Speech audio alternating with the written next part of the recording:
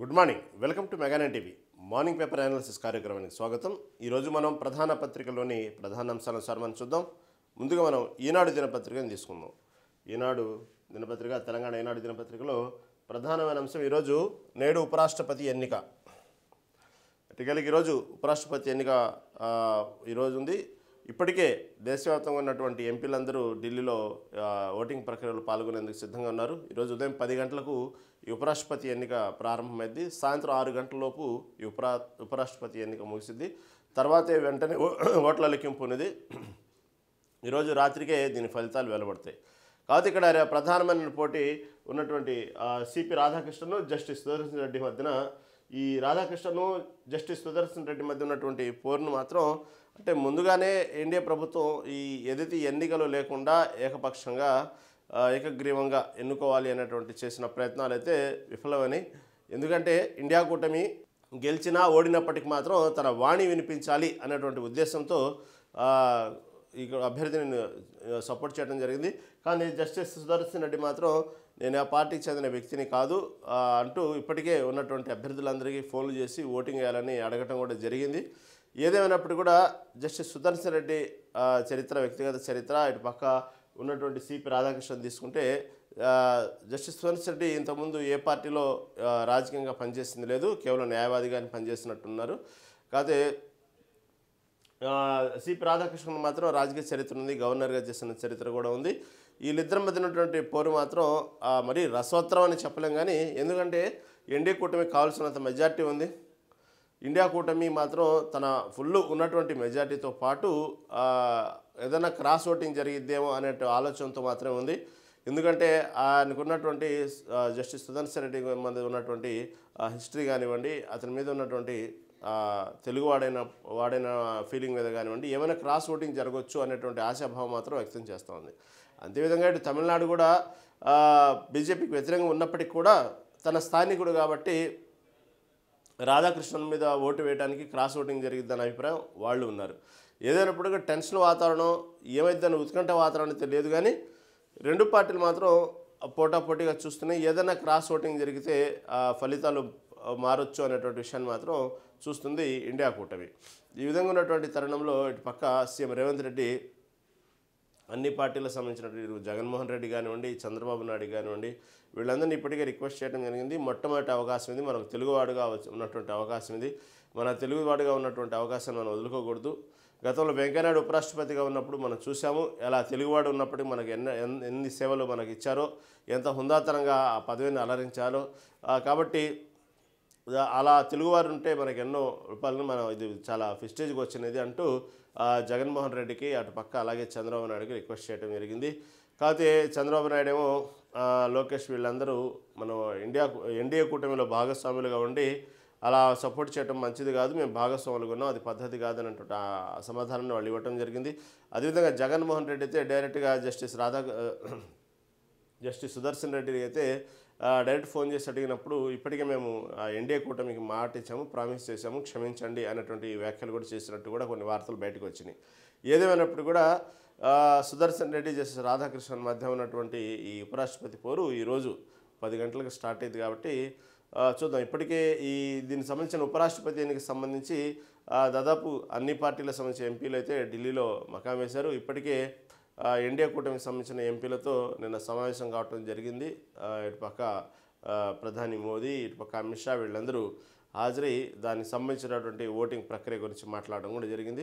ఒక పక్క లోకేష్ కూడా టీడీపీ ఎంపీలకు సంబంధించి ఏ విధంగా ఎన్నికల్లో ఓటింగ్లో పాల్గొనాలి ఏంది దాని గురించి పలు సూచనలు కూడా చేయడం జరిగింది. ఈ విధంగా ఎవరికాళ్ళు ఢిల్లీలో నిన్న జరిగినటువంటి జేపీ నడ్డా కూడా దీనికి సంబంధించినటువంటి ఎంపీలందరికీ నిన్న విందు ఏర్పాటు చేయాలనేటువంటి కార్యక్రమం కూడా చేయడం జరిగింది. ఇవన్నీ ఆ తరుణంలో దానికి సంబంధించిన ఉపరాష్ట్రపతి ఎన్నికకి సంబంధించినట్టు చేయాల్సినటువంటి వాళ్ళ ఎంపీలతో సమావేశం అవటం, దానికి సంబంధించినట్టు ఎన్నికల ప్రక్రియ గురించి మాట్లాడటం. ఎందుకంటే క్రాస్ ఓటింగ్ జరిగిన దాని గురించి వేరే సంకేతాలు వెళ్తాయి. అదేవిధంగా దానికి సంబంధించిన ఓటింగ్ ప్రక్రియ కూడా అది కొంతమంది కొత్తగా ఎంపీలు అయిన వాళ్ళు ఉంటారు, వాళ్ళు ఏ విధంగా చేయాలి ఏందనేది వాళ్ళకి పలు సూచనలు కూడా ఉంటాయి. కాకపోతే దీనికి ఓటింగ్ సపరేట్గా అద్భుతాలేం కాదు, కాకపోతే బ్యాలెట్ ఓటింగ్ ఉన్నది. దీనికి మన ఎమ్మెల్సీ ఎన్నికలు ఏదైతే ఉంటాయో ఆ ఆ తరహాలోనే ఎమ్మెల్సీ ఎన్నికల్లాగానే ఇది కూడా బ్యాలెట్ పేపర్ నమూనాలో ఉన్నది. బ్యాలెట్ పేపర్ ఎమ్మెల్సీ ఎన్నికలు ఏది ఉపయోగిస్తారో అలా ఉంది. కాకపోతే దీంట్లో ఎమ్మెల్సీ ఎన్నికల్లాగానే దీంట్లో మొదటి ఛాన్స్ రెండో ఛాన్స్ అనే ఉండేది అనమాట. ఒకటో అభ్యర్థి రెండో అభ్యర్థిగా అనేటువంటి దీంట్లో సెకండ్ ఆప్షన్ కూడా ఉన్నది. కాకపోతే ఇప్పటికే సెకండ్ ఆప్షన్ సంబంధించి ఇండియా కూటమి అనేక సూచనలు కూడా చేసింది. మొదటి అభ్యర్థిత్వాన్ని వేయండి, రెండో అభ్యర్థిత్వాన్ని మాత్రం ఓటు వేయొద్దంటూ ఇండియా కూటమి ఇప్పటికే సూచనలు చేసింది ఎంపీలకి. ఎందుకంటే రెండు సమానమైన ఓట్లు వచ్చినప్పుడు దానికి సంబంధించినటువంటి కొన్ని టెక్నికల్గా తేడాలు ఉంటాయి కాబట్టి రెండో అభ్యర్థిగా మాత్రం ఎవరికి ఓటు వేయొద్దు అనేటువంటి విషయాన్ని ఇప్పటికే ఇండియా కూటమి వాళ్ళకి సంబంధించిన ఎంపీలతో చెప్పింది. ఈ విధంగా ఎమ్మెల్సీ ఓటింగ్ ఎలా అయితే ఉన్నదో సేమ్ ఇది కూడా అంతే బ్యాలెట్ నమూనాలోనే ఒకటో అభ్యర్థి రెండో అభ్యర్థిగా ఛాన్స్గా ఉంటాయన్నమాట దీంట్లో ఉపరాష్ట్రపతి ఎన్నికకి సంబంధించి. అయితే ఈ ఎన్నికలు మాత్రం అటు బీఆర్ఎస్ పార్టీ దూరంగా ఉండటం విశేషం. ఉన్నటువంటి ఆ నలుగురు ఎంపీని కూడా బీఆర్ఎస్ పార్టీ ఈ ఎన్నికలకి మాత్రం ఈ ఓటింగ్ ప్రక్రియకి మాత్రం దూరంగా ఉంది. ఎందుకంటే రెండు పార్టీలు తెలంగాణ రాష్ట్రానికి చేసింది ఏమీ లేదు అనేటువంటి విషయాన్ని చెప్తూ కేటీఆర్ నిన్న ప్రస్తావించడం జరిగింది. ఉపరాష్ట్రపతి ఎన్నికలకు దూరంగా ఉంటున్నాం అనే విషయాన్ని చెప్పడం జరిగింది. తర్వాత ఇంకొక పార్టీ బిజదా పార్టీ అని ఉంది, దానికి 7 ఎంపీలు ఉన్నారు. వాళ్ళు కూడా ఈ ఎన్నికలకు దూరంగా ఉండటం జరిగింది. ఏదేమైనప్పటికీ కూడా ఇక్కడ ఎన్డీఏ కూటమిలో భాగస్వామ్యం ఉన్నప్పటికీ ఏదైనా క్రాస్ ఓటింగ్ జరిగిద్దా అనేటువంటి విషయాన్ని కొంతమంది ఇండియా కూటమి ఆలోచిస్తుంది. అయితే మనం ఏదన్నా అలాంటి ఏదో మార్పులు అనేవి ఒక ఊహించని స్థాయిలో ఏదన్నా జరిగితే తప్ప గెలుపు అనేది మ్యాక్సిమం రాధాకృష్ణన్ వైపే ఉంది అవకాశాలు. ఎందుకంటే వాళ్ళకి కావాల్సినటువంటి మెజార్టీ ఉంది. ప్రస్తుతం కాదని చెప్పి ఎన్డీఏ కూటమి కాదని చెప్పి అంత సీక్రెట్గా క్రాస్ ఓటింగ్ జరిగి భారీ స్థాయిలో జస్టిస్ సుదర్శన్ రెడ్డిని గెలిపించే అంత వాతావరణం అయితే కనబట్లేదు. చూద్దాం, ఏదైనా గుర్రం ఎగరవచ్చు అన్నట్టు ఏదైనా మార్పులు జరగవచ్చు, చెప్పలేము. కానీ ఇండియా కూటమి మాత్రం ఎక్కడో అంటే వాళ్ళు మాట్లాడినప్పుడు ఆ ఎంపీలు చేసిన ప్రామిస్ని బట్టో సీక్రెట్గా ఏం మాట్లాడుకున్నారో తెలియదు. దాన్ని బట్టి ఎక్కడో కొంత ఆశ వ్యక్తం చేస్తున్నారు. కానీ వాళ్ళు 100% గెలుస్తామనేటువంటి ధోరణి అయితే లేరు. కాకపోతే ఈ ఎన్నిక ప్రక్రియ అనేది ఏకగ్రీవంగా అయితే మాత్రం కరెక్ట్ కాదు, వేరే సంకేతాలు వెళ్తాయి. కాబట్టి కనీసం మన వాణి వినిపించేలాగా ఉన్నది అనేటువంటి ధోరణితో మాత్రం ఇటుపక్క కాంగ్రెస్ ఇండియా కూటమి దీంట్లో ఎన్నికల ప్రక్రియ ముందుకు వచ్చింది. అది ఇటుపక్క తమిళనాడులో భారీగా ఉన్నటువంటి ఎంపీలు కూడా ఇండియా కూటమికి కొంతవరకు హ్యాండ్ ఇస్తారన్నటువంటి ఊహాగానాలు కూడా బయటకు వస్తూ ఉన్నాయి. ఎందుకంటే రాధాకృష్ణన్ తమిళనాడుకి సంబంధించిన వ్యక్తి కాబట్టి ప్రాంతీయ భావం అక్కడ ఉండిద్ది కంపల్సరీగా. తమిళనాడు ప్రజలు కానీ తమిళనాడు ఎంపీలు కానీ ఎక్కువగా ప్రాంతీయత్వ భావం ఎక్కువ కాబట్టి ఆ భావంతోనే క్రాస్ ఓటింగ్ జరగవచ్చు అన్నటువంటి విషయాన్ని కూడా కొంత భయం ఉంది ఇండియా కూటమికి. కానీ ఇక్కడ తెలుగు రాష్ట్రాలకు వచ్చేటప్పటికి ఆ ప్రాంతీయ ఫీలింగ్ ఏం కనబట్టలేదు. ఇక్కడ ఓపెన్గానే రేవంత్ రెడ్డి ఎన్ని ప్రయత్నాలు చేసినప్పటికీ కూడా ఎన్ని స్పీచ్లు ఇచ్చినప్పటికీ కూడా ఇక్కడ మాత్రం అక్కడ ఉన్నటువంటి తెలుగుదేశం పార్టీ ఏదైతే కూటమి ప్రభుత్వం ఉందో ఆ కూటమి ప్రభుత్వం డైరెక్ట్గా 100% ఎన్డీఏ కూటమికి అభ్యర్థికే ఓటు వేయడానికి సిద్ధమైనట్టు అర్థమవుతోంది చాలా క్లియర్ కట్గా. సరే ఉన్నది ఒకటే ఇద్దరు ఉన్నటువంటి వైసీపీ ఎంపీలు కూడా అటు ఎన్డీఏకే సపోర్ట్ చేసే విధంగా చాలా క్లియర్గా అర్థమవుతూ ఉంది. కాబట్టి తెలుగు రాష్ట్రాలకి అయితే ఆ ఫీలింగ్ ఏం లేదు. తమిళనాడులో మాత్రం ఆ ఫీలింగ్ ఉన్నటువంటి వార్త బయటకు వస్తూ ఉంది. ఏదైనప్పుడు అంత సస్పెన్స్గా ఏదైనా మార్పులు జరిగిద్ది అనేటువంటి ఆలోచన కూడా చాలా తక్కువగానే ఉంది. ఏదేమైనప్పుడు ఈరోజు ఉపరాష్ట్రపతి ఎన్నిక ఉదయం 10 గంటలు స్టార్ట్ అయ్యి సాయంత్రం 5 గంటల వరకు పార్లమెంటు నూతన భవనంలో F101 వసుధాలో పోలింగ్ జరుగుతుంది.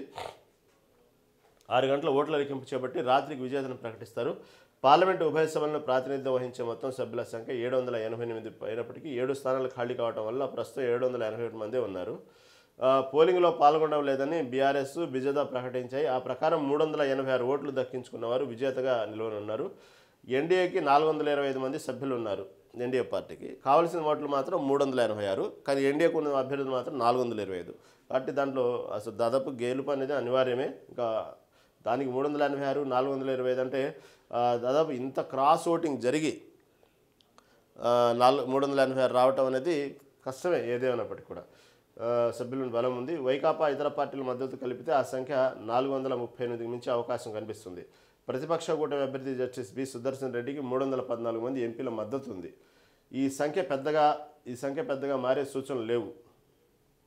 అంటే దాదాపుగా అతను చెప్తున్నటువంటి సంఖ్య ప్రకారం అంటే ఇండియా కూటమికి ఉన్న కానివ్వండి అతను ప్రామిస్ చేసిన మొత్తం కలిపిన 314 మంది అభ్యర్థుల బలం మాత్రం కనబడుతుంది జస్టిస్ రాధాకృష్ణన్. కావాల్సిందేమో 386 ఓట్లు. ఇంకా తప్పితే పెద్ద మార్పు ఏం కనబడట్లేదు. కాబట్టి ఎన్డీఏ అభ్యర్థి గెలుపు లాంఛనమని తెలిసి ప్రతిపక్షాలు ఈ ఎన్నికల్లో సుప్రీంకోర్టు మాజీ న్యాయమూర్తిని రంగంలో దించాయి. రాజ్యాంగ ప్రజాస్వామ్య రక్షణ కోసం పార్టీల అతీతంగా ఆయనకు ఓటేయాలని విస్తృత ప్రచారం చేశాయి. ఎన్డీఏ అభ్యర్థి సిపి రాధాకృష్ణన్ హడావుడి లేకుండా తన పని తాను చేసుకుంటూ వెళ్లారు. కాబట్టి ఇదైతే లోక్సభ రాజ్యసభ సంబంధించినటువంటి ఎంపీలు దీంట్లో పాల్గొంటారు. కాబట్టి చూద్దాం ఎటువంటి పరిణామాలు ఉంటాయో. ఈ ఎన్నికల రహస్య బ్యాలెట్ విధానంలో జరుగుతుంది. పార్టీలు తమ సభ్యులకు విప్ జారీ చేయకూడదని ఎన్నికల సంఘం స్పష్టమైన ప్రకటన జారీ చేసింది. అంటే పార్టీ తమ సభ్యులకు విప్ జారీ చేయకూడదని ఎన్నికల సంఘం స్పష్టం ప్రకటన. ఎంపీలు తమకు నచ్చిన అభ్యర్థికి ఓటేసే అవకాశం ఉన్నప్పటికీ అందరూ ఇప్పటికే ఆ ఢిల్లీకి చేరుకున్నారు. చూద్దాం ఈరోజు పార్లమెంట్లో ఉన్నటువంటి F101 వసుదాలో పోలింగ్ జరిగింది. ఈ 10 గంటల ఈ ప్రక్రియ స్టార్ట్ అయింది.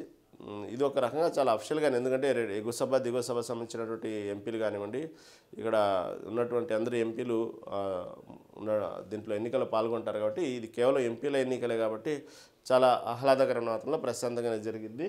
ఏదేమైనప్పటికీ కూడా సాయంత్రం 6 గంటల తర్వాత ఫలితాలు అయితే ప్రకటిస్తారు. ఇది ఈరోజు ఈనాడు దినపత్రిక తీసుకున్న వార్త. ఇంకొక ప్రధాన వార్త ఈనాడు దినపత్రిక తీసుకుంది, అడ్డుకున్న ఆగము అభివృద్ధి ఆపం. ఇది చాలామంది తెలంగాణ రాష్ట్ర అభివృద్ధిని అడ్డుకోవడానికి ప్రయత్నం చేస్తూ ఉన్నారు. కాబట్టి ఎన్ని కలలు కన్నప్పటికీ కూడా, ఎందుకంటే సీఎం రేవంత్ రెడ్డి నిన్న చెప్పిన వ్యాఖ్యల ప్రకారం మీరు గంగా యమున ఇవన్నీ నదులు ప్రక్షాళన చేయడానికి ఎందుకు పూనుకుంటున్నారు, మనం మూసీ నది ప్రక్షాళన చేసుకుంటే ఎందుకు అడ్డుకుంటున్నారు, 10 ఏళ్లలో ఎప్పుడైనా మూసీ ప్రక్షాళన కోసం మీరు మూసీ నది ప్రక్షాళన కోసం ఎప్పుడన్నా మీరు పనిగట్టుకుని దాని గురించి ఏమైనా చేశారా అంటూ బీఆర్ఎస్ని ప్రశ్నిస్తూ, మేము మాత్రం మూసీ నది ప్రక్షాళన మాత్రం చేస్తాము, మేము అభివృద్ధి చేస్తుంటే ఓర్చుకోలేకపోతున్నారు, మీరు నేనే చేయండి, ఎన్ని విమర్శలను చేయండి, నేనేం పట్టించుకోను, నేను మాత్రం అభివృద్ధిని మాత్రం ఆపే ప్రసక్తి లేదు, మూసి ప్రక్షాళన చేయాల్సిందంటూ సీఎం రేవంత్ రెడ్డి చేసిన వ్యాఖ్యల్ని బట్టి అడ్డుకున్నాగా అభివృద్ధిని ఆపం. రాబోయే 100 ఏళ్లలో రాష్ట్ర ప్రగతికి కార్యాచరణ, తెలంగాణ విజన్ 2047 డాక్యుమెంట్ డిసెంబర్ 9న జాతికి అంకితం, తుమ్మిడిహట్టి వద్ద ప్రాజెక్టు నిర్మించి తీరుతాం ముఖ్యమంత్రి రేవంత్ రెడ్డి, హైదరాబాద్కు గోదావరి జలాల తరలింపు ప్రాజెక్టు ఫేజ్ 2 3లకు శంకుస్థాపన. ఈ గోదావరి జలాలు ఏదైతే హైదరాబాద్ సంబంధించిన ప్రాజెక్టు ఫేజ్ 2, 3లకు సంబంధించినట్టు శంకుస్థాపన సందర్భంగా ఈ ముఖ్యమంత్రి రేవంత్ రెడ్డి చేసిన వ్యాఖ్యలు, అదేవిధంగా తుమ్మిడిహట్టి వద్ద ప్రాజెక్టు కట్టి తీరుతామన్నటువంటి రేవంత్ రెడ్డి చేసిన వ్యాఖ్యలను ఇక్కడ ఈనాడు దినపత్రిక హైలైట్ చేసింది. కాబట్టి ఎవరు అడ్డం పడినా, ఎన్ని అడ్డంకులు సృష్టించినా అధిగమించుకుంటూ అభివృద్ధి పదంలో ముందుకు సాగుతున్నామని ముఖ్యమంత్రి రేవంత్ రెడ్డి స్పష్టం చేశారు.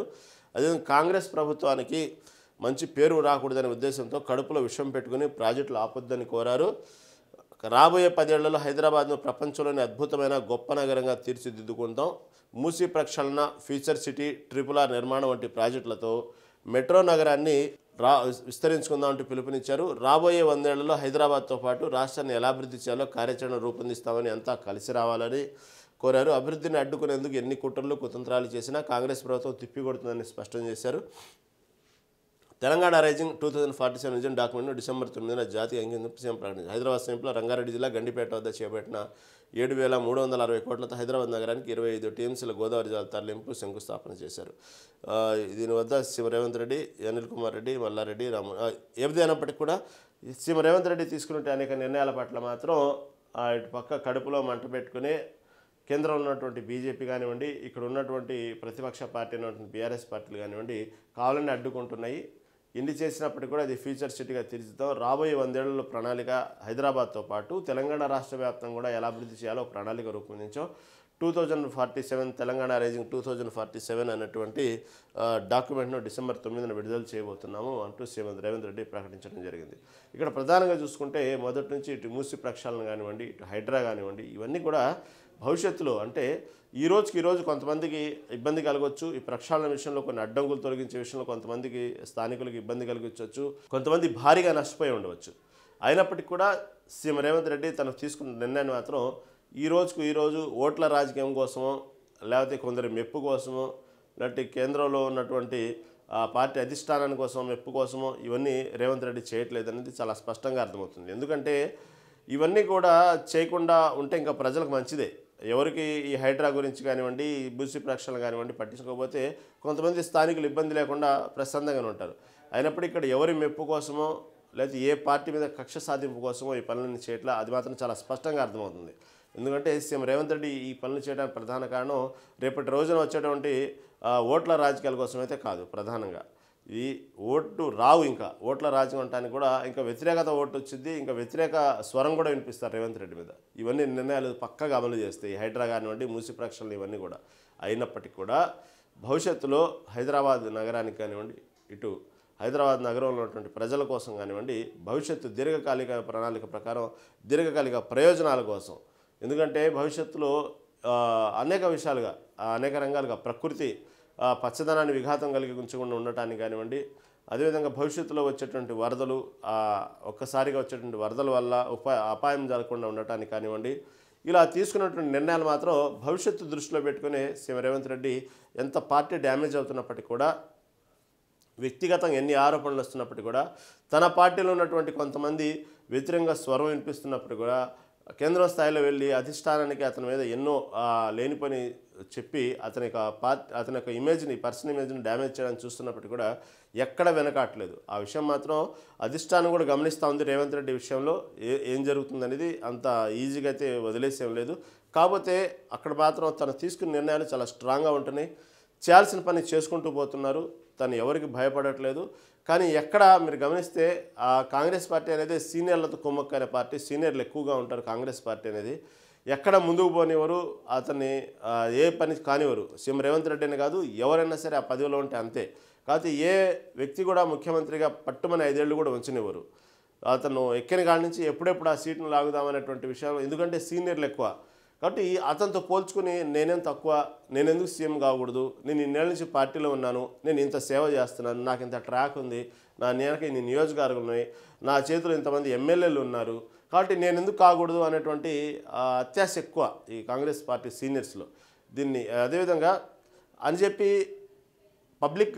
పబ్లిక్లో సీఎం అయ్యేటువంటి అభ్యర్థిగా ఉన్నటువంటి హోదా కానివ్వండి, సీఎం అభ్యర్థిగా అతను సాధించింది, అతను మళ్ళీ చేసేదే ఉండదు. కాకపోతే ఆశ మాత్రం ఉన్నది నేనేం తక్కువ అని. ఎందుకంటే అతను మొన్నటి వరకు వాళ్ళతో తిరిగిన వ్యక్తి ఒక్కసారిగా సీఎం అయ్యేటప్పటికీ వాళ్ళు కొంత జీర్ణించుకోలేని పరిస్థితి. అతనితో పోల్చుకున్నప్పుడు నేనేం తక్కువ, అతని కంటే సీనియరు, ఇలాంటి చాలా వేరేజ్ వేసుకుంటూ ఉంటారు.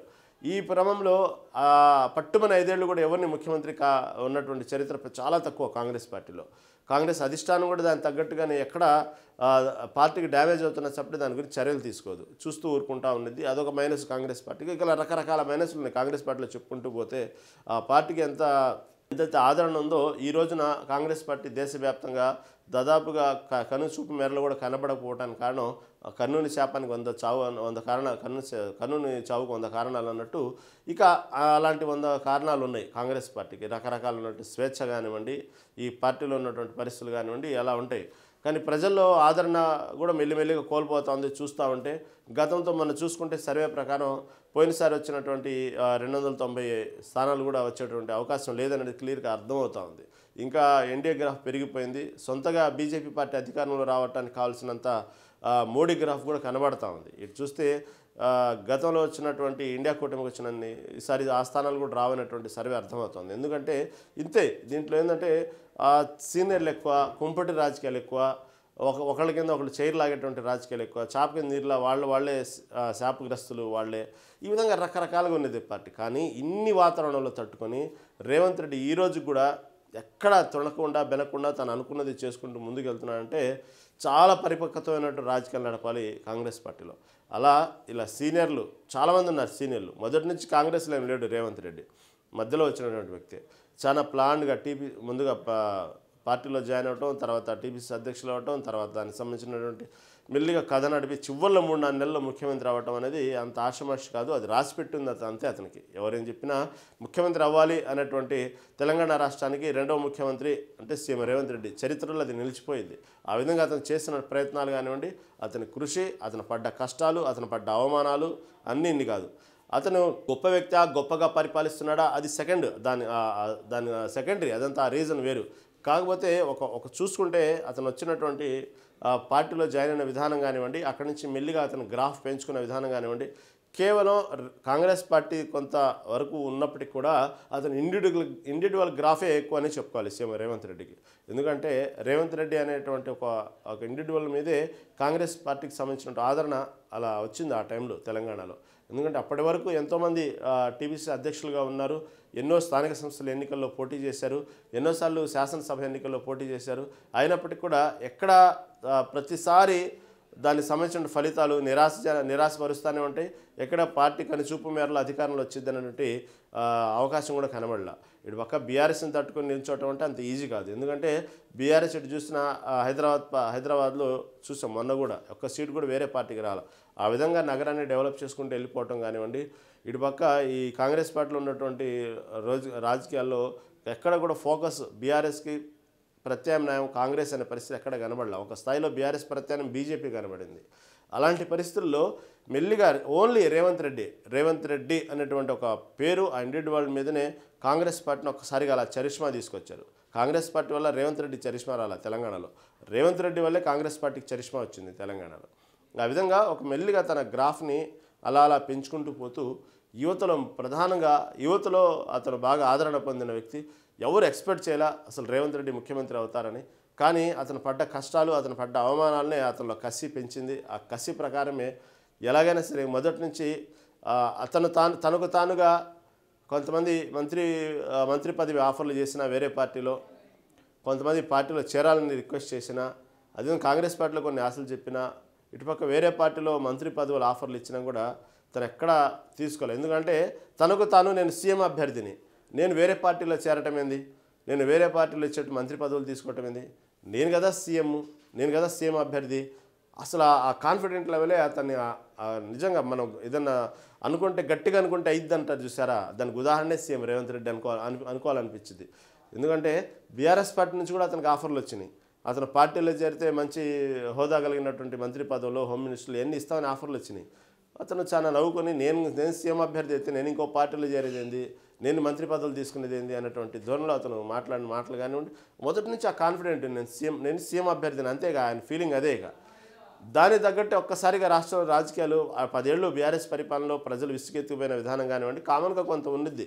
10 ఏళ్ళు పరిపాలించినప్పుడు 100% ప్యూర్గా ప్రజల అభిమానం చొరగొనటం అనేది చాలా తక్కువ. ఉన్నటువంటి వ్యతిరేకత కానివ్వండి 10 ఏళ్ళు అదొకటి కలిసి వచ్చింది రేవంత్ రెడ్డికి. తర్వాత మెల్లిగా బీజేపీ పార్టీ తనను తాను ఎన్నికల ముందు మెల్లిగా తన గ్రాఫ్ను తగ్గించుకోవటం, తానే స్వయంగా ఆత్మహత్య చేసుకుంది పార్టీ. ఆ విధంగా కొంత రేవంత్ రెడ్డి కలిసి వచ్చింది. ఒకసారిగా రేవంత్ రెడ్డే అభ్యర్థి. ఎందుకంటే కాంగ్రెస్ పార్టీ ఎన్నికలు అయిన తర్వాత గెలిచిన తర్వాత ఇక చెప్పే రాజకీయం కాదు, ఆ హడావుడి అంతా మామూలుగా ఉండదు. దీంట్లో ఎక్కువ లాబింగ్లు, దానికి సంబంధించినటువంటి అలకలు ఇవన్నీ చేసిన తర్వాత చివరిలో ఒక సీఎం అభ్యర్థిని ప్రకటిస్తారు. కానీ ఇక్కడ ఎన్నికల ముందు నుంచి సీఎం అభ్యర్థి రేవంత్ రెడ్డి అనేటువంటి ఒక ముద్ర తీసుకెళ్ళిపోయారు పబ్లిక్లోకి. ఎక్కడ కన్ఫ్యూజ్ లేదు.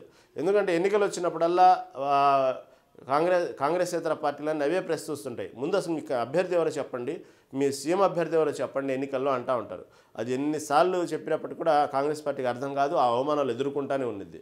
కానీ దాంట్లో ఒక రీజన్ ఉంది. కాకపోతే ఎప్పుడైతే సీఎం అభ్యర్థి ప్రకటించారో ముందుగానే సీనియర్ నాయకులు అనకబోలుతారని కానివ్వండి, వేరే గ్రూప్ రాజకీయాలు కడతారని కానివ్వండి, వేరే పార్టీలకి అనువుగా వీళ్ళు మారుతారు, లోకల్ రాజకీయాలు చేస్తారు కాబట్టి పార్టీకి వెన్నుపోటు పొడుస్తారు, వేరే పార్టీలు ప్రయోజనం చేకూరే విధంగా వీళ్ళు రాజకీయాలు చేస్తారని చాలా కారణాలు. ఎందుకంటే తన పార్టీ తను నమ్ముకోదు. ప్రధాన కాంగ్రెస్ పార్టీకి ఉన్న దరిద్రం అది. తను నమ్ముకోకపోగా పార్టీని తను నిలువున ముంచుకుంటా ఉన్నది. ఇక్కడ రాజకీయాలు ఎక్కువ, ఎక్కడ కూడా దానికి సంబంధించినటువంటి కట్టడి చేసే విధానం ఈ రోజుకి తెలియదు కాంగ్రెస్ పార్టీకి. ఆ విధంగా ఎన్నికల ముందు ముఖ్యమంత్రి అభ్యర్థిని ప్రకటించాలనే విషయంలో మాత్రం ప్రతిసారి మల్లగులాలు పడతానే ఉన్నది. కానీ ఇక్కడ తెలంగాణకు వచ్చేటప్పుడు మాత్రం సీఎం అభ్యర్థి రేవంత్ రెడ్డి అనేటువంటి స్ట్రాంగ్ మెసేజ్ మాత్రం పబ్లిక్లోకి వెళ్ళింది. అతను కూడా అదేవిధంగా చెప్పుకోవడం కూడా జరిగింది రేవంత్ రెడ్డి. ఏదో ఒకళ్ళిద్దరు కొంచెం ఉంటారు కదా స్వరాలు మార్చేవాళ్ళు, ఆ స్వరాలు మార్చినప్పటికి కూడా సీఎం మాత్రం అభ్యర్థి రేవంత్ రెడ్డి, అంతేకాదు వేరే ఆప్షన్ లేదు. గతంలో లాగా ఎన్నికలు జరగలేదు ఈసారి తెలంగాణ ఎన్నికలు, కాబట్టి గట్టిగా అభ్యర్థి పేరు పబ్లిక్ వెళ్ళటం కానివ్వండి, ఇలా అనేక రకాలైనటువంటి పంచభూతాలన్నీ కూడా సీఎం రేవంత్ రెడ్డి కలిసి వచ్చినాయి. ఆ సమయంలో కలిసి వచ్చినాయి కాబట్టే ఎన్నికల ముందు ఒక్కసారిగా మ్యాక్సిమం అంటే 3-4 నెలల ముందే ఒక్కసారిగా అప్పటిదాకా 3వ ప్లేస్లో ఉన్న కాంగ్రెస్ పార్టీ 2వ ప్లేస్లోకి వచ్చింది. 2వ ప్లేస్లోకి వచ్చి మొదటి ప్లేస్ కోసం పోటాపోటీన జరిగేటువంటి ఎన్నికల్లో చివరికి ప్రజలు మాత్రం సీఎం రేవంత్ రెడ్డిగా పట్టం కట్టడం జరిగింది. ఆ విధంగా మొదటి నుంచి తీసుకున్న తర్వాత సీఎం రేవంత్ రెడ్డి ఎక్కడ కూడా తర్వాత ఎన్నికల తర్వాత గెలిచిన తర్వాత కూడా ఇదే విధంగా మళ్ళీ సేమ్ హడావుడే కాంగ్రెస్ పార్టీ ఎవరు అభ్యర్థి అనేటువంటి రాజకీయాలు కొంతమంది నడిపారు. అప్పటికి కొంతమంది ఆశావాహులు కొంచెం గట్టిగానే మాట్లాడటం జరిగింది, సీఎం అభ్యర్థి కోరటం కూడా జరిగినప్పుడు కూడా తను ఎక్కడా తణుకోలేదు, బెణకలేదు, ఎక్కడ ఒక వాయిస్ మెసేజ్ కూడా ఇవ్వలేదు, ఎక్కడ మాట కూడా దాని గురించి హుందాగా కూర్చున్నారు. అదే పదవి నా దగ్గరకు వచ్చింది అనుకున్నట్టుగానే రాహుల్ గాంధీ ప్రామిస్ చేసిన విధంగానే సీఎం రేవంత్ రెడ్డికి, ఎందుకంటే రాహుల్ గాంధీకు సీఎం రేవంత్ రెడ్డికి ఉన్నటువంటి బాండింగ్ అలాంటిది. ఇక్కడ ఉన్నటువంటి జోడో యాత్ర సమయంలో సీఎం రేవంత్ రెడ్డి చేసినటువంటి కృషి కానివ్వండి, ఆ టైంలో అతను రేవంత్ రెడ్డి రాహుల్ గాంధీకి ఇచ్చినటువంటి సపోర్ట్ కానివ్వండి, మొత్తం అతను నెట్వర్క్ గమనించాడు. అతను ఆ సమయంలోనే అతను ఫిక్స్ అయిపోయారు. పక్క రేవంత్ రెడ్డికి మాట ఇచ్చారు. మాట ఇచ్చిన విధంగానే ఇక్కడ చాలామంది అనేక రకాలైనటువంటి అనుమానాలు లేవనెత్తారు.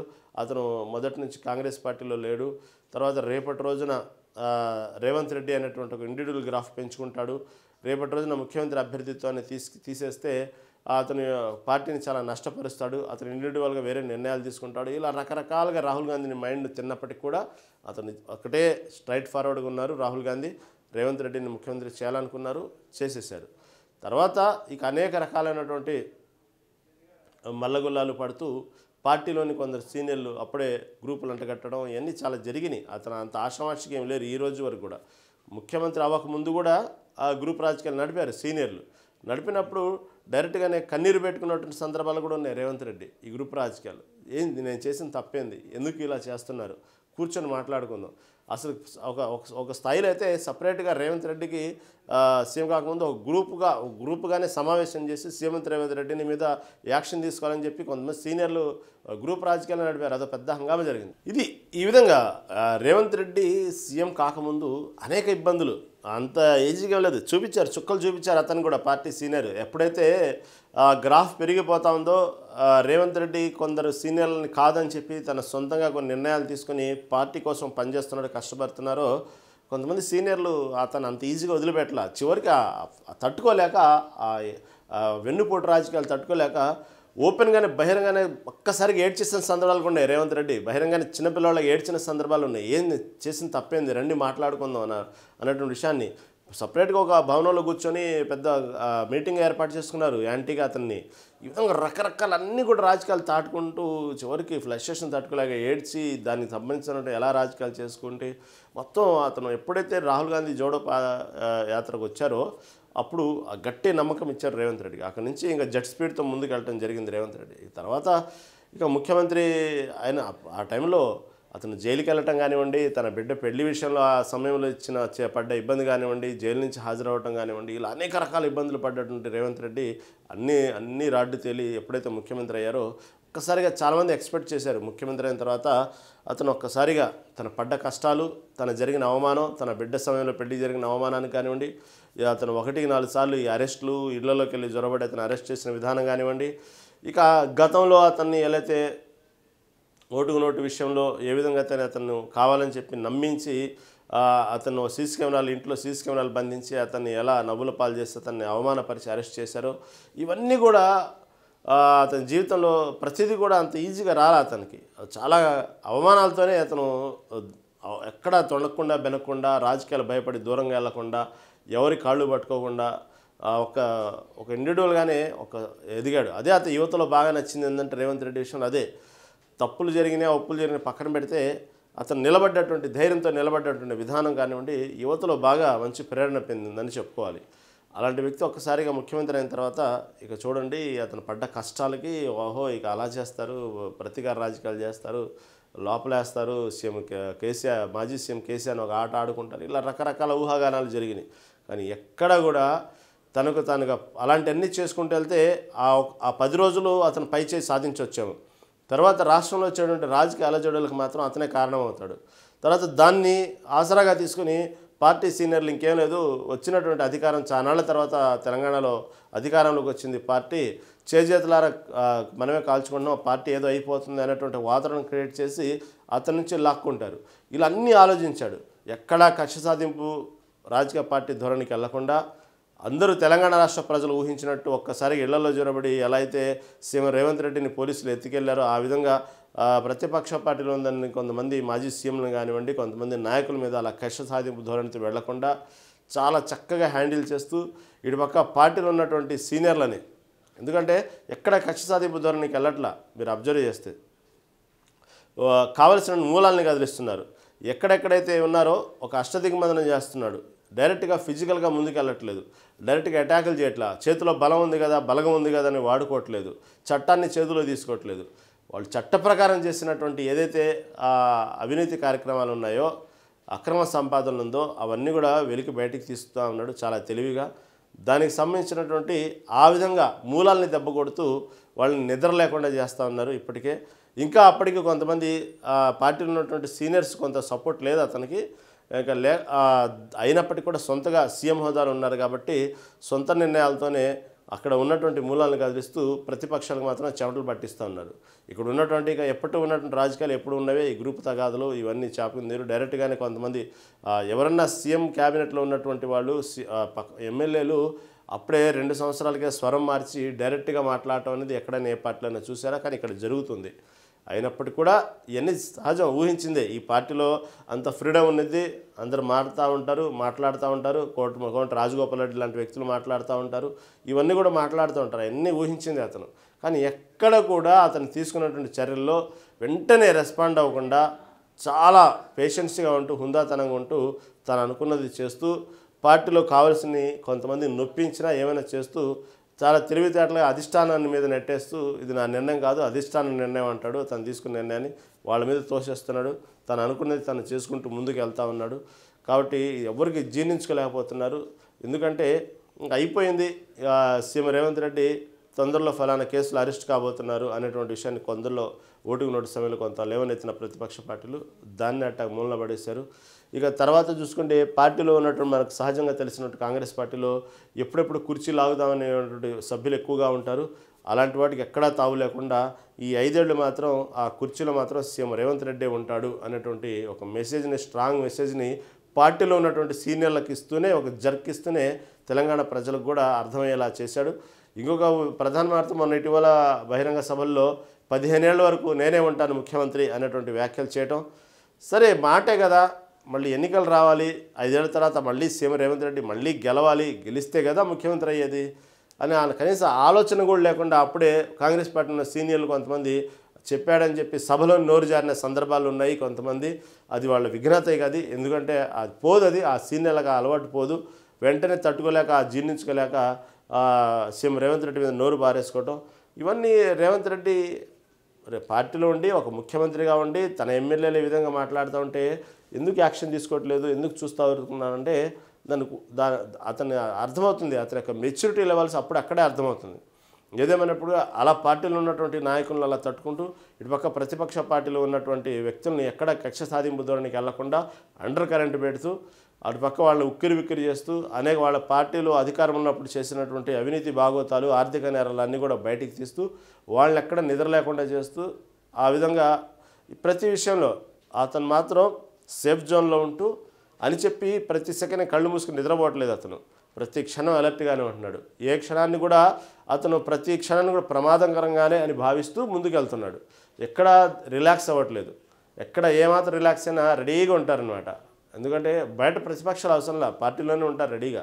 కాబట్టి ఇవన్నీ కూడా చాలా వెచ్చుడుగా దాటుకుంటూ ఎక్కడ ఏం చేయాలి అనేటువంటి విషయాన్ని చూసుకుంటూ పక్క అధిష్టానం మెప్పు పొందుతూ ముందుకు వెళ్తూ ఉన్నారు. ఇవన్నీ ఇప్పుడు ఈ గ్రాఫ్ మొత్తం ఏదైతే చెప్పారో అడ్డుకున్నాగో అభివృద్ధిని ఆపమని, ఇది మొదటి నుంచి చేస్తున్నటువంటి వ్యాఖ్యలు ఇది. ఎందుకంటే బనకచల్ల ప్రాజెక్టు విషయంలో కానివ్వండి అనేక సందర్భాల్లో కూడా రాష్ట్ర ప్రయోజనాలు ముఖ్యం, తెలంగాణ రాష్ట్ర ప్రయోజనాలు ముఖ్యం, నాకు ఎటువంటి బంధాలు, ఎటువంటి పరిచయాలు, ఎటువంటి చరిత్ర ఉన్నప్పటికీ కూడా అవన్నీ నేను పట్టించుకుని ముందు నాకు తెలంగాణ రాష్ట్రం ముఖ్యం అనేటువంటి విషయాలు చాలా స్పష్టంగా చెప్తున్నాడు మొదటి నుంచి కూడా. అందుకే ఇటు పక్క ఎటువంటి హైడ్రా నిర్ణయాలు, మూసి ప్రక్షణ అన్నీ తీసుకున్నప్పటికీ కూడా అభివృద్ధి గురించే తీసుకున్నారు.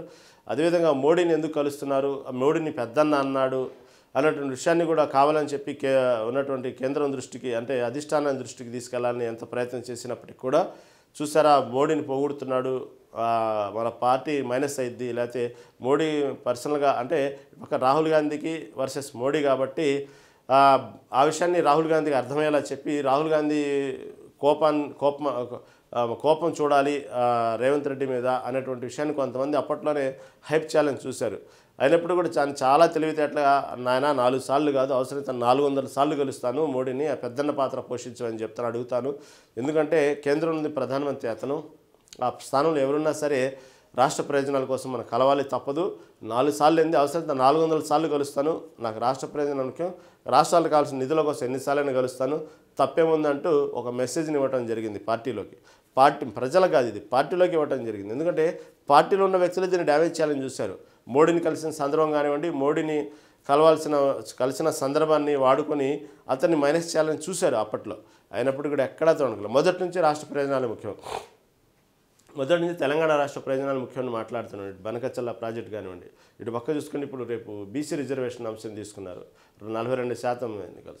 ఇక్కడ ఒక పక్క బీసీల్లో ఒక ఆదరణ పెరిగే విధంగా, బీసీల్లో ఒక నమ్మకం కలిగే విధంగా అదే పట్టు మీద కూర్చున్నారు. మీరు మొదటి నుంచి అబ్జర్వ్ చేస్తే రేవంత్ రెడ్డి ఒక మాట మీద తీసుకున్నా అంటే దాని మీద అలాగే స్టాండ్ అవుతున్నారు. అతను చాలా పట్టుదలగా ఉంటున్నారు. ఏదో కొన్ని సినిమా టికెట్ల ధరలు తప్ప, బెనిఫిట్ షోలు తప్ప అదొక్కటే నిలబడలేకపోయారు రేవంత్ రెడ్డి. మిగతా అన్ని కూడా తెలంగాణ రాష్ట్ర ప్రయోజనాల కోసం మాత్రం చాలా స్ట్రాంగ్గానే నుంచుంటున్నాడనే చెప్పుకోవాలి. ఈ చూసుకుంటే బీసీలకు సంబంధించిన 42% రిజర్వేషన్ చూసుకుంటే అంతే స్ట్రాంగ్గా ఉన్నారు. ఇప్పుడు ఒక సుప్రీంకోర్టు డెడ్ లైన్ విధించినప్పటికీ కూడా ఎన్నికలు జరపాలి సెప్టెంబర్లో అని చెప్పినప్పటికీ, ఇటు ఒక పార్టీలో ఉన్నటువంటి క్యాబినెట్ మొత్తం కూడా సెప్టెంబర్లో ఎన్నికలు జరపాలి అని చెప్పినప్పటికీ, ఓకే అని చెప్పి గ్రీన్ సిగ్నల్ ఇచ్చినప్పటికీ కూడా ఎక్కడో కొంత న్యాయపరమైనటువంటి చిక్కులు ఇంకా ఎదుర్కొంటూనే ఉన్నారు బీసీలు 42% రిజర్వేషన్ విషయంలో. కాబట్టి ఇప్పుడు దాదాపుగా సెప్టెంబర్ 10వ తారీఖు కూడా రాబోతుంది. అయినప్పటికీ కూడా ఇంతవరకు ఈ రోజు వరకు కూడా దీనికి సంబంధించినటువంటి క్యాబినెట్లో మొత్తం కూర్చొని ఆ నిర్ణయానికి వచ్చినప్పటికీ కూడా ఈ రోజు వరకు కూడా ఈ ఆల్రెడీ ఓటర్ లిస్ట్ తయారైపోయినాయి, స్లిప్లు కూడా ఎన్నికల కమిషన్ తయారు చేశారు, ఇటుపక్క కావాల్సినటువంటి పోలింగ్ బూత్లు ఇవన్నీ కూడా మొత్తం సిద్ధమైనప్పటికీ కూడా ఎన్నికలకు వెళ్ళడానికి మాత్రం సీఎం రేవంత్ రెడ్డి సిద్ధంగా లేడని అర్థమవుతుంది. సెప్టెంబర్ కూడా డౌట్ లాగానే కనబడతా ఉంది. ఎందుకంటే కోర్టుకి బీసీల రిజర్వేషన్ సంబంధించిన అంశాన్ని ఇంకొంచెం గడువు కోరుతారు అనేటువంటి వార్త కూడా బయటకు వస్తూ ఉంది ఈ అంశాన్ని తీసుకెళ్ళి. ఎందుకంటే ఎక్కడ న్యాయపరమైన చిక్కులు లేకుండా 100% బీసీలకు 42% రిజర్వేషన్లతోనే ఎన్నికలకు వెళ్ళాలి అనేటువంటి గట్టి పట్టుదలతో ఉన్నట్టు అర్థమవుతూ ఉంది. అయినప్పటికీ కూడా కొంత సొంతగానే వెళ్దాము, కొన్ని ఉన్నటువంటి ఆర్డినెన్స్ ప్రకారం ముందుకు వెళ్దాము, గతంలో వచ్చినటువంటి తమిళనాడుకు సంబంధించిన జయలలిత తీసుకున్న నిర్ణయాలు ఇవన్నీ పరిగణలోకి తీసుకుని దాని ప్రకారం స్థానిక సంస్థలకు ఎన్నికలకు ముందుకు వెళ్దాం అనేటువంటి వార్తని మొన్నటి వరకు తీసుకున్నారు. ధైర్యంగానే ముందుకు వెళ్దాం 42% రిజర్వేషన్ అని. కానీ ఇప్పుడు ఉన్నటువంటి వార్తలను చూస్తూ ఉంటే ప్రస్తుతం కూడా ఈ 42% రిజర్వేషన్ అయిన తర్వాతనే స్థానిక సంస్థల ఎన్నికలకు వెళ్దాం అనేటువంటి వార్త కొన్ని గంటల క్రితం బయటపడింది. మళ్ళీ అది ఎంతవరకు నిజమో తెలీదు. ఏమైనప్పుడు కూడా మళ్ళీ ఆ బీసీలకు సంబంధించిన రిజర్వేషన్ అంశాన్ని కోర్టుకు తెలియజేసే విధంగా కోర్టుకు తెలియజేద్దాం, అందుకే ఇంకొంత సమయం గడువు కోరే అటువంటి అవకాశం ఉంది అన్నట్టు వార్త కూడా వస్తూ ఉంది. కాబట్టి ఈ నెలలో కూడా డౌట్గానే కనబడుతుంది సెప్టెంబర్లో కూడా స్థానిక సంస్థల ఎన్నికలు. ఎందుకంటే ఇప్పటికి 10వ తారీఖు వచ్చింది, దాదాపుగా సెప్టెంబరు విడుదల అవ్వాలి, ఎన్నికల నోటిఫికేషన్ విడుదల అవ్వాలి, ముందుగా జెడ్పీటీసీ ఎంపీటీసీ ఎన్నికలు జరగాలి, ఆ తర్వాత సర్పంచ్ ఎన్నికలు జరగాలి. ఇవన్నీ కూడా అంత ఈజీగా 20 రోజుల్లో జరిగే పనిలా కనబడట్లేదు. కాబట్టి నేను పోయిన నెలలో ఆగస్టులో చెప్పిన మాట ఏంటంటే సెప్టెంబర్లో మొదటి వారంలో నోటిఫికేషన్ విడుదల చేస్తారు, సెప్టెంబర్ చివరికల్లా ఎన్నికలు ఫలితాలు అన్నీ అయిపోతాయి, స్థానిక సంస్థల ఎన్నికలు మొత్తం ముందుగా జెడ్పీటీసీ ఎంపీటీసీ ఎన్నికలు మాత్రం ముందు జరిపి తీరుతారు అనేటువంటి వార్త వచ్చిన నేపథ్యంలో అదేవిధంగా ఆల్మోస్ట్ దానికి సంబంధించిన ప్రాసెస్ ఎన్నికల సంబంధించినటువంటి ఓటర్ లిస్టులు స్లిప్పులు అన్ని ఎన్నికల అధికారులు సిద్ధం చేయడం జరిగింది. ఎన్ని ఎంపీటీ స్థానాలు ఉన్నాయి, ఎన్ని జెడ్పీటీస్ ఉన్నాయి, పోలింగ్ బూత్లు ఏంది, ఇవన్నీ కూడా మొత్తం డిసైడ్ అయిపోయినాయి ఆల్రెడీ. అయినా మళ్ళీ ఈ నెలలో కూడా పోస్ట్ పోన్ అయ్యేటువంటి అవకాశం అయితే చాలా గట్టిగానే అర్థమవుతూ ఉంది. కోర్టుకు వెళ్ళి గడువు కోరేటువంటి అవకాశం ఉందన్నట్టు వార్త కనబడుతూ ఉంది. ఇలా ఈ విధంగా మొదటి నుంచి తీసుకున్న నిర్ణయాల పట్ల చాలా స్ట్రాంగ్గా నిలబడి రేవంత్ రెడ్డి ఉన్నారని అర్థమవుతుంది. ఇక్కడ ఎందుకంటే ప్రస్తుతం ఉన్నటువంటి కాంగ్రెస్ పార్టీ మీద ఉన్నటువంటి లోకల్గా పరిణామాలు కానీ, యూరియా కానివ్వండి, అనేక విషయాల్లో కొన్ని సంఘాల్లో కానివ్వండి, కొన్ని విభాగాల్లో కానివ్వండి వ్యతిరేకత ఉంది రేవంత్ రెడ్డి మీద. అవన్నీ దాటవేసే ధోరణిగా కొంత కనబడతా ఉంటే కనీసం బీసీలకు ఇచ్చిన మాట ప్రకారం ఆ 42% మీద రిజర్వేషన్ గట్టిగా నిలబడితే బీసీలను ఆదరిస్తారు. కాబట్టి ఆ బీసీ రిజర్వేషన్ మీద నేను సాధించాలి అనేటువంటి పట్టుదల మీద ఉన్నారు రేవంత్ రెడ్డి. కేవలం ఆ ఎజెండాతోనే స్థానిక సంస్థల ఎన్నికలకు వెళ్ళాలి, మాట నిలబెట్టుకున్నాను అవుతాను, బీసీలు ఆదరిస్తే చాలు స్థానిక సంస్థలు ఎక్కువ స్థానాలు గెలిచే అవకాశం ఉంది అనేటువంటి నేపథ్యంలో ఎక్కువగా ఇచ్చిన మాట ప్రకారం ఎన్నికల సమయం ముందు ఇచ్చిన మాట ప్రకారం ఆ 42% రిజర్వేషన్ కోసం కట్టుబడి ఉన్నట్టు చాలా క్లియర్ కట్గా అర్థమవుతోంది. ఇది ప్రధానంగా రేవంత్ రెడ్డి అభివృద్ధి తెలంగాణ రాష్ట్రం సంబంధించి రాష్ట్ర ఈనాడు దినపత్రిక తీసుకున్న హైలైట్ విషయం అనమాట. ఇంకోటి ప్రధానంగా నిన్న మొత్తం దేశవ్యాప్తంగా హల్చల్ చేసిన వార్త నేపాల్ వార్త. నేపాల్లో ఏదైతే నిన్న జరిగిన కాఠ్మండ్లో పార్లమెంట్ భవనం వెలుపల నిరాదరణ చేస్తున్న ఏదైతే నేపాల్ సోషల్ మీడియాపై నిషేధం ప్రకంపన సృష్టించిందని చెప్పుకోవాలి. ఈ సోషల్ మీడియా నిషేధం ఎప్పుడైతే నేపాల్ ప్రభుత్వం ప్రకటించిందో ఈ విధంగా భారీ ఎత్తున పార్లమెంట్ ముట్టడికి రాబోయారు. భారీగా జనసందోహం వచ్చింది. ఈ నిరసనకారులు భారీగా ఎప్పుడైతే పోలీసులు కాల్పులు జరపడం జరిగింది. దాదాపుగా ఇప్పటికి చూసుకుంటే చిన్నపిల్లలతో సహా 19 మంది చనిపోయారు, 300 మంది పైగా గాయపడ్డారన్న వార్తలు వస్తూ ఉంది. ఈ నేపథ్యంలో కొద్దిసేపటి క్రితం ఏదైతే నేపాల్ ప్రభుత్వం ఏదైతే ఈ సోషల్ మీడియా మీద నిషేధం ప్రకటించిందో కొద్దిసేపటి క్రితం ఈ జరిగిన భారీ అల్లర్ల నేపథ్యంలో 19 మంది చనిపోవటం, ఇంతమంది నిరసనకారులు భారీగా రావటం, ఇంత హడావుడి ఇంత అలజడి రేగిన తర్వాత జస్ట్ కొద్దిసేపటి క్రితమే నేపాల్ ప్రభుత్వం నిర్ణయం తీసుకుంది. ఈ ఏదైతే సోషల్ మీడియాపై నిషేధం వచ్చినట్టు వాటిని ప్రకటించిందో దాన్ని ఎత్తేసింది. అంటే ఇప్పుడు సోషల్ మీడియా మీద నిషేధం లేదు, అది దాని నిషేధాన్ని ఎత్తేసింది. ఇప్పుడే కొద్దిసేపటి క్రితం నేపాల్ ప్రభుత్వం ప్రకటించింది. ఈ కాఠ్మాండులో మొత్తం కర్ఫ్యూ, నైతిక బాధ్యతతో హోంమంత్రి కూడా రాజీనామా చేయడం జరిగింది. నిరసన తాలూకి నిషేధం ఎత్తేసిన ప్రభుత్వం ఏదైతేనే 19 మంది చనిపోవటం పట్ల అక్కడ హోంమంత్రి బాధ్యతగా రాజీనామా కూడా చేయడం జరిగింది. ఇది చాలా భారీ పరిణామాలకు దారితీసింది. సోషల్ మీడియా ఎత్తివేయడం అనేది నేపాల్ ప్రభుత్వాన్ని ఒక్కసారిగా మొత్తం గడగడలాడించిన నిరసనకారులతో మొత్తం చూడండి ఏ విధంగా ఉందో. యువత సోమవారం చేపట్టిన నిరసన హింసాత్మకంగా మారి దేశ రాజధాని కాఠ్మండు సహా పలు ప్రాంతాల్లో పోలీసులతో తలెత్తిన ఘర్షణలో 12 ఏళ్ల బాలుడు సహా 19 మంది మరణించారు. సుమారు 347 మంది గాయపడ్డారు. దీంతో పరిస్థితి అదుపులోకి తెచ్చేందుకు అనేక చోట్ల ప్రభుత్వం సైన్యాన్ని మోహరించి కర్ఫ్యూ విధించింది. ఈ పరిణామాల నేపథ్యంలో నైతిక బాధ్యత వహిస్తూ నేపాల్ హోంమంత్రి రమేష్ లేఖక్ తన పదవికి రాజీనామా చేశారు. ఇది ఇంత హడావుడింది నిన్న మొత్తం దీని జంతే. ఇక తర్వాత ఇంకొక ప్రధానమైన వార్త,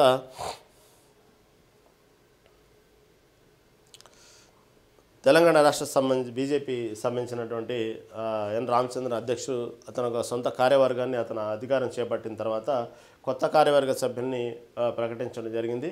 దాంతో 22 మంది సభ్యులతో బీజేపీ రాష్ట్ర కార్యవర్గం తయారైంది. దీనికి ప్రధాన కార్యదర్శులుగా గౌతమ్ రావు, వీరేంద్ర గౌడ్, వేముల అశోక్ని నియమించడం జరిగింది. బూరా నరసయ్య గౌడ్, కాసా వెంకటలు సహా 8 మంది ఉపాధ్యక్షులుగా ఉన్నారు. దీనికి సంబంధించినటువంటి జాతీయ అధ్యక్షుడు ఎవరైతే నడ్డా ఉన్నారో ఆయన ఆదేశాలతో ఈ నూతన కార్యవర్గం ఏర్పాటు చేయడం జరిగింది. దీంట్లో మొత్తం 22 మంది కార్యవర్గ సభ్యులతో కూడిన నూతన జట్టులో యువతకు అధిక ప్రాధాన్యం ఇచ్చారు. 3 ప్రధాన కార్యదర్శులు, 8 మంది ఉపాధ్యక్షులు, 8 మంది కార్యదర్శులతో పాటు 7 మోర్చాలకు అధ్యక్షుల పేర్లను ప్రకటించారు.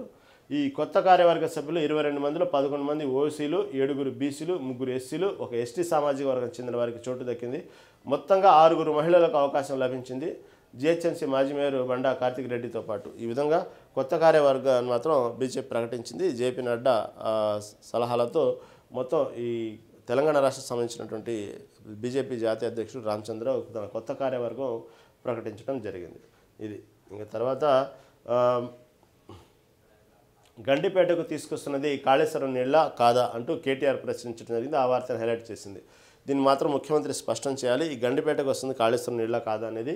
అదేవిధంగా యూరియా సరఫరాలో కాంగ్రెస్ బీజేపీలు విఫలమైందనే ఉపరాష్ట్రపతి ఎన్నికల్లో బీఆర్ఎస్ పాల్గొనలేదని వెల్లడి. కవితపై పార్టీ చర్యలు తీసుకున్నందున ఇక మాట్లాడలేదని వ్యాఖ్య. ఏదైతే కేవలం బీఆర్ఎస్ పార్టీ అయితే ఉపరాష్ట్రపతి ఎన్నికల్లో పాల్గొనబోవడానికి కారణం 2 పార్టీలు రాష్ట్రాలకు అన్యాయం చేసింది ఒక వ్యాఖ్య అయితే, యూరియా సంబంధించి రైతులకు న్యాయం చేయలేదు. ఈ 2 పార్టీలు కలిసి మోసం చేసి రైతులని ఇప్పటికీ ఇబ్బందులు పడుతున్నారు. యూరియా కోసం ఎటు చూసినా రాష్ట్ర వ్యాప్తంగా నిరసనలు ఎక్కువైపోయినాయి. ఈ రైతులు ఆందోళన చెందుతున్న వేళ ఈ ఎన్నికల్లో పాల్గొనడం నాకు సమంజసం అనిపించలేదు. అందుకే మేము పార్టీకి దూరంగా ఉన్నాం. బీఆర్ఎస్ పార్టీ ఈ ఉపరాష్ట్రపతి ఎన్నికలు దూరం అవడానికి కారణం మాత్రం రైతులకు సంబంధించిన యూరియా కొరతలో భాగంగా నిరసన తెలియజేస్తూ మేము పాల్గొనట్లేదంటూ కేటీఆర్ చేసిన వ్యాఖ్యలు. అంతేకాకుండా 2 పార్టీలు ఇటు ఇండియా కూటమి కానీ ఎన్డీఏ కూటమి కానీ తెలంగాణ వ్యాప్తంగా తెలంగాణకు చేసిన ఏం లేదు అంటూ కూడా వ్యాఖ్యానించడం జరిగింది. తర్వాత ఏదైతే ఎమ్మెల్సీ కవిత సస్పెండ్ అయిన విషయాన్ని ప్రస్తావిస్తే ఆ సందర్భంగా చేసిన వ్యాఖ్యలు కూడా ఆల్రెడీ పార్టీ సస్పెండ్ చేసింది కాబట్టి ఇక దీని గురించి మాట్లాడేది ఏం లేదంటూ దాటవేసే ధోరణిలో ఎక్కడ కూడా కవితను విమర్శించకుండా ఆ దాటవేసే ధోరణిలో మాట్లాడటం జరిగింది కేటీఆర్. అదేవిధంగా ఇటీవలే కాళేశ్వరంపై సిబిఐ విచారణకు వచ్చిన ముఖ్యమంత్రి అదే కాళేశ్వరం ఆధారంగా నిర్మించిన మల్లన్న సాగర్తో మూసి అనుసంధాన ప్రాజెక్టుకు ఈరోజు శంకుస్థాపన చేశారు. కూలేశ్వరం అని విమర్శించిన సీఎం ఇప్పుడు అవే నీళ్లను హైదరాబాద్కు తీసుకొస్తామంటున్నారు. మొన్న కొండపోచమ్మ సాగర్ నుంచి గంధమ మల్లకు నీళ్లు తీసుకొచ్చే పనులను శంకుస్థాపన చేశారు. గండిపేటకు తెస్తున్నవన్నీ కాళేశ్వరం నీళ్లా కాదా, సీఎం స్పష్టం చేయాలి. బీఆర్ఎస్ కార్యనిర్వాహక అధ్యక్షుడు కేటీఆర్ ఈ విధంగా డిమాండ్ చేశారు. తెలంగాణ భవన్లో బీఆర్ఎస్ ఎమ్మెల్యేలు జగదీష్ రెడ్డి, కాలేరు వెంకటరెడ్డి, సుధీర్ రెడ్డి, వివేకానంద, ముఠా గోపాల్ తదితరులు కలిసి కేటీఆర్ సోమవారం విలేకరుల సమావేశంలో మాట్లాడారు. ఈ విధంగా తెలంగాణ రైతులు యూరియా కష్టాలు తీర్చడంలో కాంగ్రెస్ బీజేపీలు విఫలమైంది, అందుకే మేము ఉపరాష్ట్రపతి ఎన్నికల్లో దూరంగా ఉంటామంటూ ప్రకటించింది. అదేవిధంగా ఇంకో విషయం, కొనుగోలు కేంద్రాల్లో దళారులకు అడ్డుకట్ట అంటే ఇంకో వార్త హైలైట్ చేసింది. పండించిన పంటలకు రైతులకే ప్రవేశం, ఆధార్ కార్డు సమర్పించాలి, ఈ పాస్ యంత్రాల ద్వారా ధృవీకరణ, రాష్ట్ర ప్రభుత్వ ఉత్తర్వులు నోడల్ ఏజెన్సీగా మారిపోయాడు. కాబట్టి ఏదైతే రైతులు పండించడం, కష్టపడి పండించిన పంట గిట్టుబాటు ధర లేకపోవడం, ఈ దళారుల మోసం చేయటం, ఇలా ప్రతి విభాగాల్లో కూడా ఎంతో కష్టపడ్డ రైతుకి సరైనటువంటి పండించిన పంటకి సరైన ధర రాక ఎప్పటికప్పుడు ఆర్థికంగా నలిగిపోతున్న రైతు పోను వ్యవసాయం చేయాలంటే భయపడుతున్న రోజుల్లో ప్రధానమైన పాత్ర పోషిస్తుంది ఎవరంటే దళారులు. ఈ దళారుల వల్లే సగం రైతులకు ఇబ్బందులు, ప్రభుత్వానికి రైతులకు మధ్య ఎక్కడ సరైనటువంటి సంతృప్తి లేకపోవడానికి కారణం కూడా ఈ దళారులే ప్రధాన కారణం. దాళ్ళకి అడ్డుకట్ట వేసే విధానికి ప్రభుత్వం ఒక కొత్త మార్గాన్ని ఎంచుకుంది. నోడల్ ఏజెన్సీగా మార్కెట్ అని. రాష్ట్రంలో మార్కెట్ ఇతర ప్రభుత్వ కొనుగోలు కేంద్రాల్లో దళారులకు అనుమతించరు. పంట పండించినటువంటి ఏదైతే రైతులు మాత్రమే తప్ప ఉత్పత్తులను తెచ్చి విక్రయించాలి. తప్పనిసరిగా వారు ఆధార్ కార్డు కలిగి ఉండాలి. ధృవీకరణ కోసం కొనుగోలు కేంద్రాల్లో ఎలక్ట్రానిక్ పాయింట్ ఆఫ్ సేల్ అని యంత్రాలతో ధృవీకరణ అనంతరమే వారి నుంచి పంట తీసుకుంటారు. ఈ మేరకు రాష్ట్ర ప్రభుత్వం సోమవారం ఉత్తర్వులు జారీ చేసింది. రాష్ట్రంలో పెసలు, కందులు, జొన్నలు, సోయా, పొద్దుతిరుగుడు వంటి పంటకు సరైన ధరలు రానప్పుడు ప్రభుత్వం మార్కెట్ ద్వారా వాటిని మద్దతు ధర కొంటుంది. ఈ కేంద్రాలకు దళారుల బెడద ఎక్కువైంది. రైతుల వద్ద తక్కువ ధరకు పంట కొన్న వ్యాపారులు కొనుగోలు కేంద్రాలకు వచ్చి ఎక్కువ విక్రయిస్తున్నట్లు కేంద్ర ప్రభుత్వం గుర్తించింది. కాబట్టి ఈ దళారులు ఎప్పుడైతే వచ్చి ప్రభుత్వం దగ్గరకు వచ్చేటప్పటికి ఎక్కువగా అమ్మటానికి వస్తున్నారు. కాబట్టి పండించిన పంట రైతు మాత్రమే ఆధార్ కార్డుతో తీసుకొని రావాలి, వాళ్ళకే ప్రవేశం ఉంది. ఇక్కడ దళారులకు ప్రవేశం లేదు. ఈ దళారులకు అడ్డుకట్ట వేసే ప్రాసెస్లోనే ఈ నోడల్ ప్రాజెక్ట్ అనేది ప్రభుత్వం తీసుకొచ్చింది. దీన్ని అభినందించాల్సిందే.